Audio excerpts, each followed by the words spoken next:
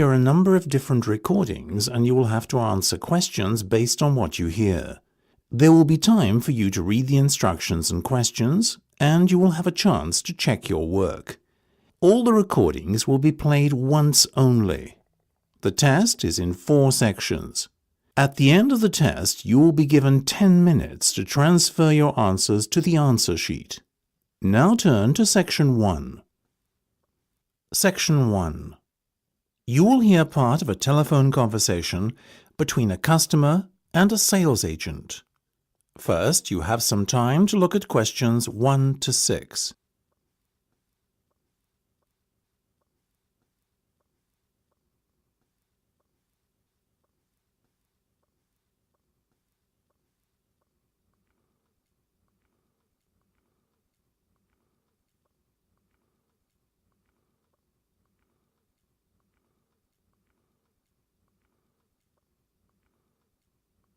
You will see that there is an example that has been done for you.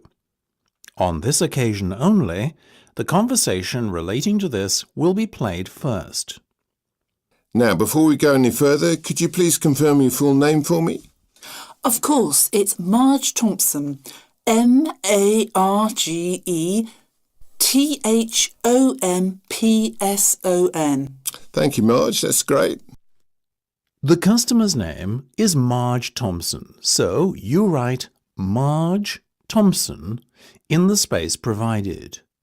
You should answer the questions as you listen, because you will not hear the recording a second time. Listen carefully and answer questions 1 to 6. Now, before we go any further, could you please confirm your full name for me? Of course, it's Marge Thompson. MargeThompson. Thank you, Marge. That's great. Now, Marge, the next thing I'm going to do is provide you with a booking reference. You should quote this in any further communication you have with us. OK, just let me get a pen. Go ahead. Very well. It's 777 000 44 22. That's 777 000 44 22. Got it? Yes, thank you. And just to confirm, you want to hire a car for 14 days, is that right? Exactly. Right, I can confirm that you'll be issued with a Tigray Sword Star. What's this Tigray sword thing? Oh, my apologies. That's the model of car we've allocated to you for the hire period. Oh, I see. Sorry, I'm not that well up on car models. No worries. I'll give it to you again. Mind you, it's 2 words. Tigray Sword Star. That's TIGRE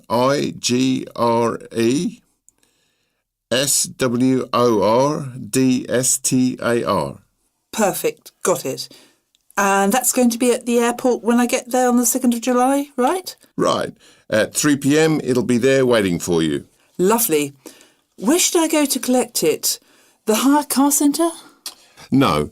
You're arriving at the South Terminal. The hire car centre is in the North Terminal Blue Car Park. Instead, your car will be waiting in the South Terminal Blue Car Park. That'll save you a long walk. Oh, even better. And when do I have to have the car back by? Well, we give you a period of grace. So once it's back by the 17th of July, at or around 6 p.m, there won't be any problem. Well, as I'm flying back on the 16th, there certainly won't. I'll surely have it back by the return date. Otherwise, I'll be in big trouble. Indeed. Now, what type of insurance would you like? Fully comprehensive, of course. Naturally, right. We'll put you down for the comprehensive then, but I must inform you that there's an excess of £500. After that, you're covered for everything. Fine. That's pretty standard these days. Before listening to the rest of the conversation, you have some time to look at questions 7 to 10.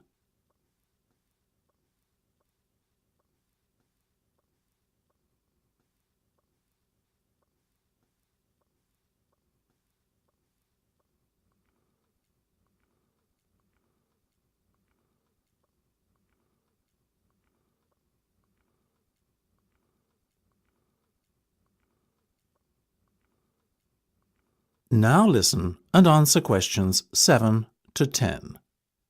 Now, Marge, how would you like to pay today? Do you accept cheques? Unfortunately not. Only a debit or credit card will suffice. OK, I have my debit card here. No worries. Excellent. Let me just give you a breakdown of the total cost now.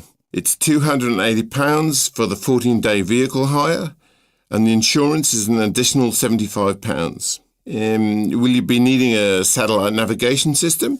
How much? £25. No, thank you. I'll use my own. I have one on my mobile. What about the roaming charges? That could amount to even more than £25. Good point. On second thoughts, I'll take the satellite navigation. I also need tyre chains. Is that correct? Not compulsory at this time of year. But I may be travelling up to very high altitudes in the Alps. In that case, perhaps you should hire them too. The chains will set you back another £25.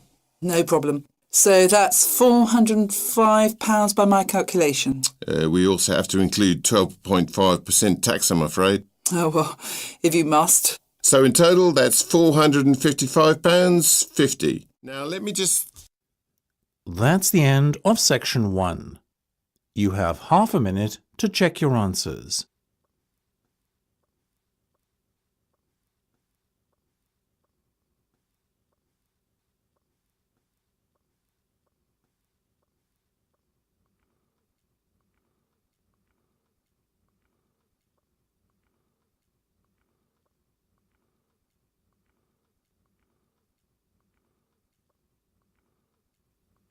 Now turn to section 2.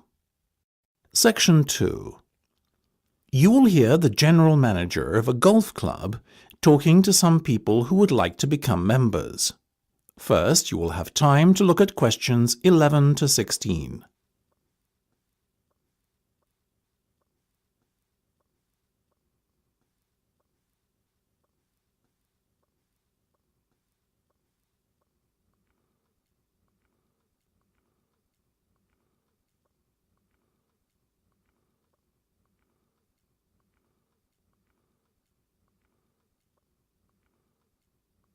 Now listen carefully and answer questions 11 to 16.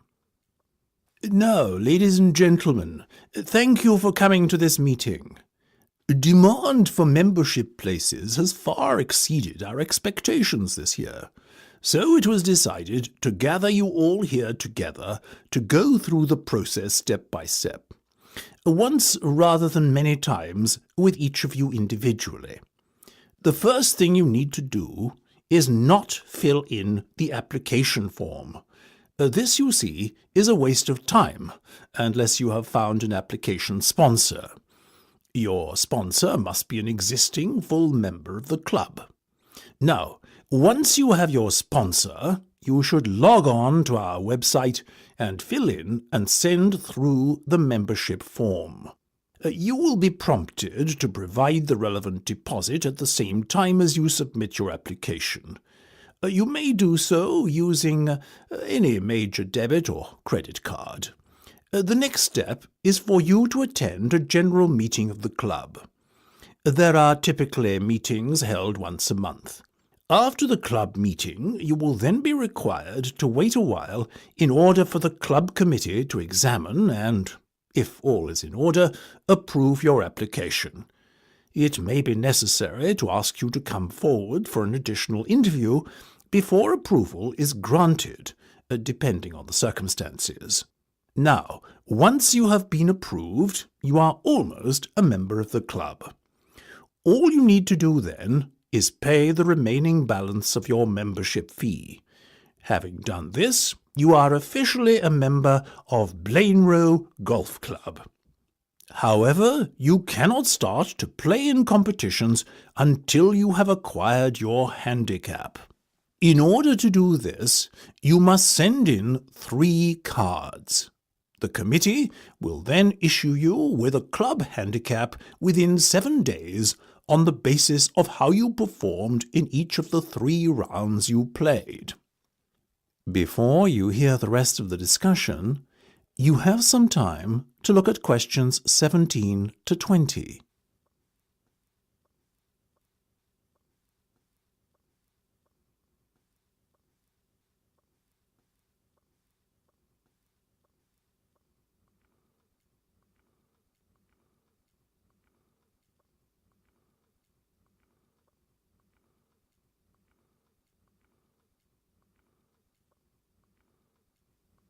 Now listen and answer questions 17 to 20.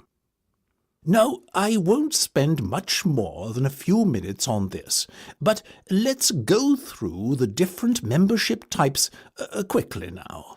Remember, all the information I'm about to give you and more is available on our website. The first category is Full Ordinary Member. Basically, this is a full membership that gives you full playing rights during competitions, and for casual golf as well. It costs £10,000 to become a full member, or alternatively, 4 instalments of £2,500. Our next category is Associate. This is for a golfer who is already a member of a club but wants to join ours too, while keeping his existing club as his main club. You have the same rights as a full member, but the cost is £9,000. I must remind you that there is a limited number of memberships of this kind available. 5-day members pay £5,000 to join, and this payment can be put towards becoming a full member at a later date if you would like to upgrade your membership status. You enjoy full playing rights during casual play and can play in all weekday competitions. However, you cannot enter competitions at the weekend. Intermediate membership is open to golfers under the age of 25 and costs £1,800, as do the other remaining membership types: junior, senior, and overseas. If you are an intermediate member, you too have full playing rights for casual play. However, you can only play in competition if a full member of the club invites you to join him. Junior members are aged between 12 and 18. They enjoy restricted playing rights in casual playing time and are only allowed to play on Monday and Wednesday mornings. They can occasionally play in competitions, but the opportunities to play in this format are severely restricted. Senior members enjoy full rights at all times, and overseas members can play on the course casually at any time, and can enter competitions if invited to do so by a full member of the club. Now, as to the questions of... That's the end of section 2. You have half a minute to check your answers.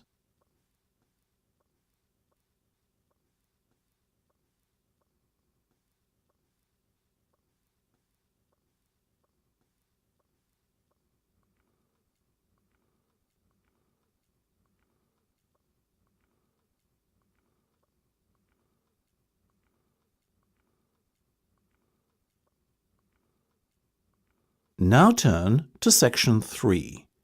Section 3.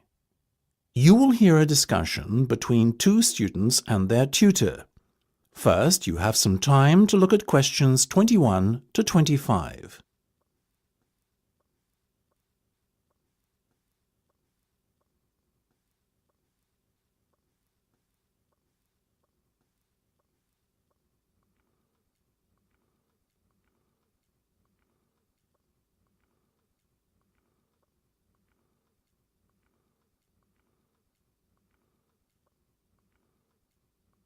Now listen carefully and answer questions 21 to 25.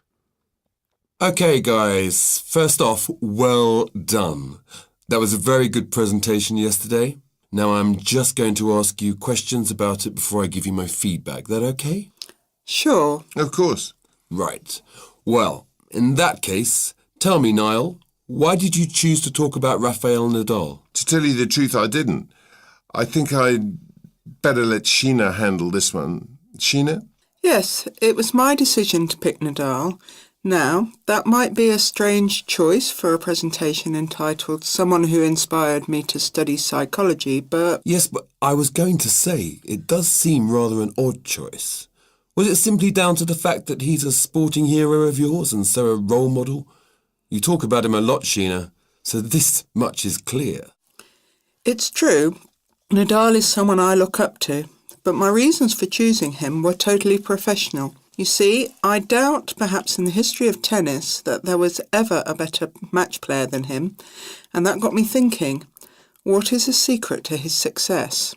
How does he control his nerves so splendidly? The more we started to look into his background, the more I realised Sheena was right. Nadal was a perfect candidate for this study. He is, on so many levels, a very well-balanced character, and it was fascinating to gain an insight into the mind of this great champion over the last few weeks. I'll admit that I was at first somewhat unsure about whether or not I should back Sheena on this one, but it didn't take long for our research to put us at ease. So, while most of the students were researching Freud and other visionaries in the field of psychology and psychoanalysis, you were looking into a present-day sports star? Does that not strike you as a little odd?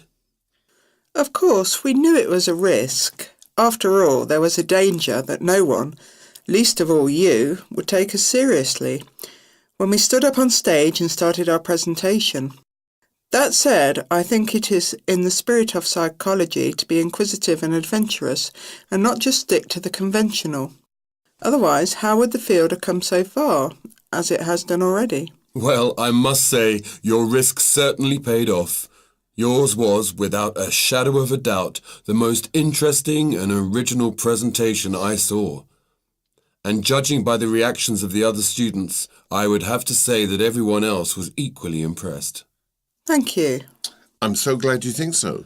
Yes, but notwithstanding your excellent presentation content, we must remember that the marks for this project are awarded based on a number of criteria, and we'll examine those in a few minutes. But first, another question. Where did you find your sources? Well, and I don't quite know how we managed it, but we were able to secure a face-to-face interview with Nadal while he was over here for the Wimbledon Tennis Championship, so we weren't reliant on newspaper articles and interviews or any other forms of secondary sources. We did, however, find the library's sports archive an invaluable backup aid to help us fill in the gaps and piece together our interpretation of what makes Nadal such a mentally strong champion. Before you hear the rest of the discussion, you have some time to look at questions 26 to 30.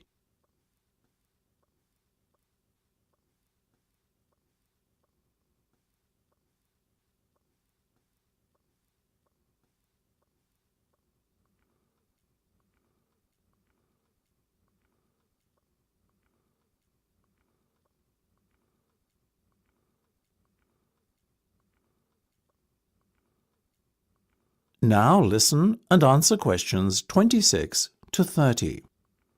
Okay, well, as I said, congratulations again for your excellent work. Now it's time for my feedback. The first area where marks were awarded is in your use of equipment. I felt that had you not been a little too reliant on the overhead projector, and had you, for example, used the interactive whiteboard and audio equipment a little more effectively, you would have received top marks in this section. As things stand, though, your use of equipment was still very satisfactory. It's just a shame as it was an opportunity missed to score full points. The next area I was asked to assess is content. As you might have guessed, I simply can't fault you on that. Highly original work, so well done. As for your timing, I felt that the two of you were a little too over-rehearsed, so the presentation felt, at times, a little robotic. That said, again, it was very satisfactory, and you would get full points for effort.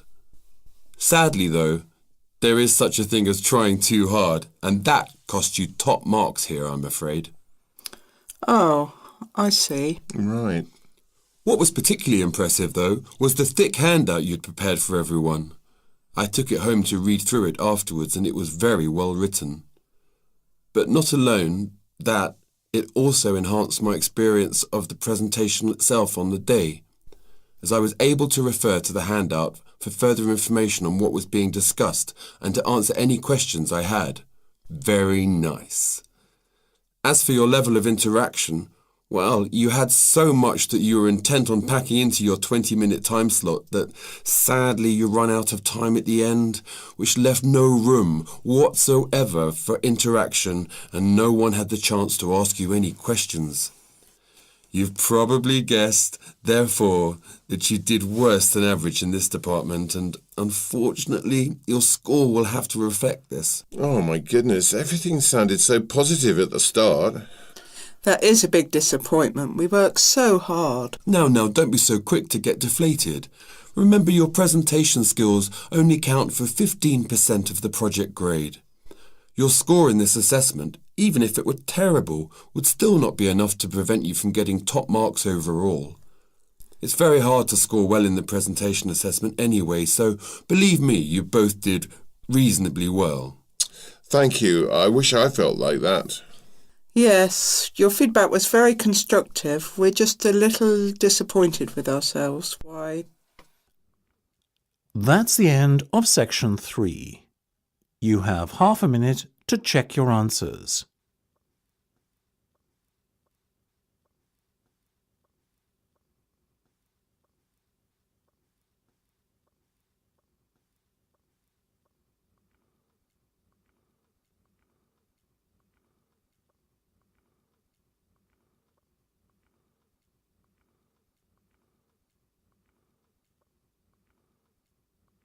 Now turn to section 4. Section 4. You will hear part of a talk on cat breeds. First, you have some time to look at questions 31 to 40.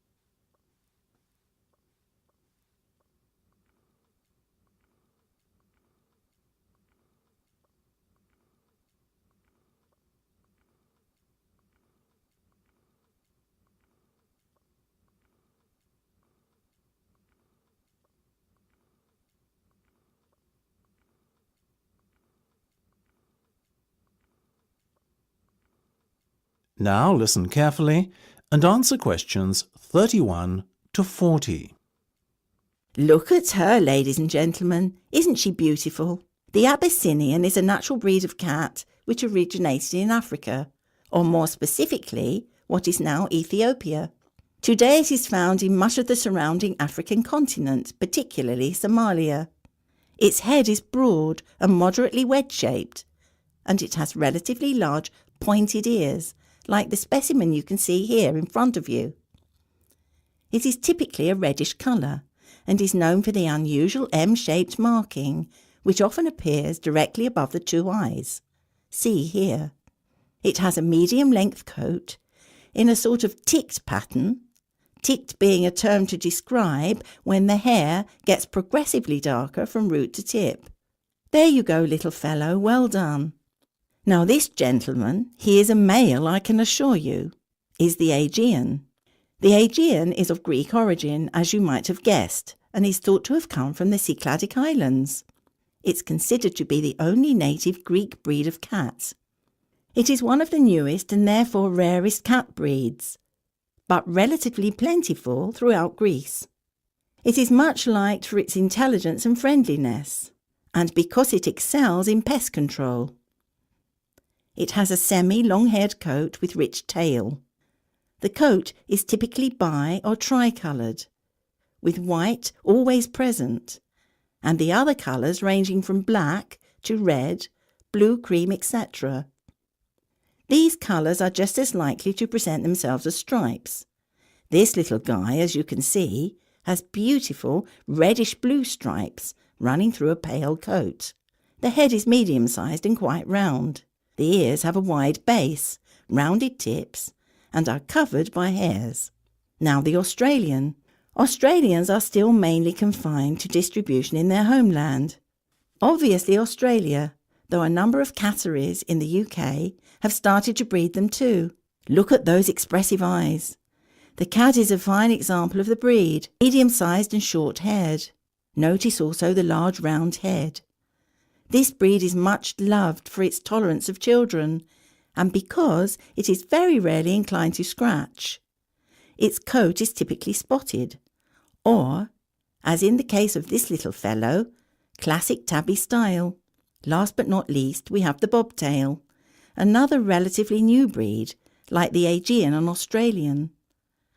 The bobtail first appeared in the 1960s in the United States, the only country in which it has a significant distribution, and is most notable for its stubby, bobbed tail, which is only something like 1/3 to 1/2 the length of a normal cat's tail.